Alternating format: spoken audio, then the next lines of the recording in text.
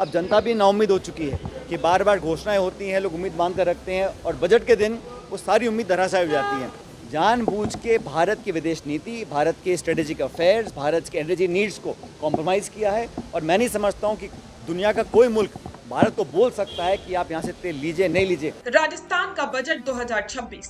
भजनलाल सरकार ने दावों की झंडी लगा दी, लेकिन पायलट ने सिर्फ बजट को नकारा नहीं बल्कि इसे जनता की उम्मीदों का कत्ल बता दिया। क्या ये सिर्फ सियासी बयानबाजी है या आंकड़ों का गहरा खेल? चलिए इसे समझते हैं। बजट पेश हुआ, तालियां बजी, लेकिन सचिन पायलट का कहना है कि ये सिर्फ खाना पूर्ति है। पायलट ने कहा कि सरकार ने लंबा भाषण तो पढ़ दिया, लेकिन धरातल पर सब जीरो है। उनका सबसे बड़ा वार था फिस्कल डेफिसिट पर। रुकिए और जरा ध्यान से सुनिए। क्या आप हमारी इन खबरों से अपने व्यापार को भी बढ़ाना चाहते हैं?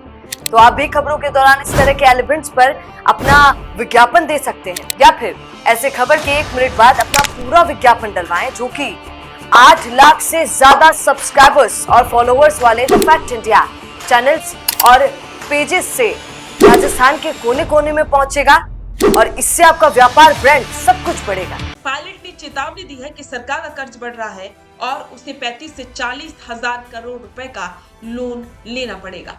मतलब आमदनी 98 और खर्चा रुपया। पायलट ने एक दिलचस्प बात कही। उन्होंने पीएम मोदी के प्रधान सेवक वाले बयान का जिक्र करते हुए कहा कि राजस्थान में तो राजा प्रजा वाली बात हो रही है। किसान परेशान है, नौजवान खाली हाथ हैं और मध्यम वर्ग महंगाई की चक्की में पिस रहा है। पायलट के मुताबिक सत्ताधारी दल के विधायकों की भी नहीं सुनी गई तो आम जनता की कौन सुनेगा। लेकिन असली धमाका तो तब हुआ जब बात विदेश नीति और राहुल गांधी तक पहुंची।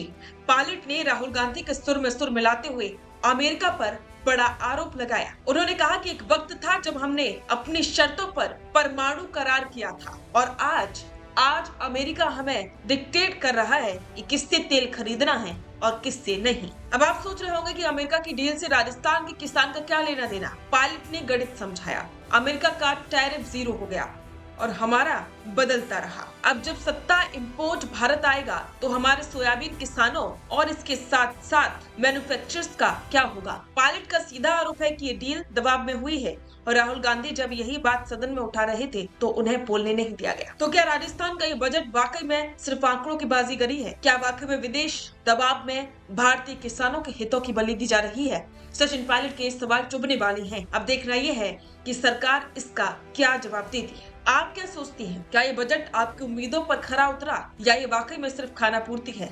कमेंट में अपनी राय जरूर दें। बिजनेस अच्छा हो सकता है, लेकिन अगर नाम नहीं दिखा तो पहचान कैसे बनेगी? अब टेंशन छोड़िए, द फैक्ट इंडिया आपके बिजनेस को देगा वो पहचान जो पूरे राजस्थान में हर किसी तक पहुंचे। न्यूज चैनल पर विज्ञापन, पॉडकास्ट और प्रमोशन के जरिए आप सीधे 5 लाख सब्सक्राइबर और 10 करोड़ से ज्यादा व्यूज तक अपनी पहुंच बना सकते हैं। तो देर किस बात की, आज ही द फैक्ट इंडिया से जुड़िए और अपने बिजनेस को बनाइए हर घर का नाम।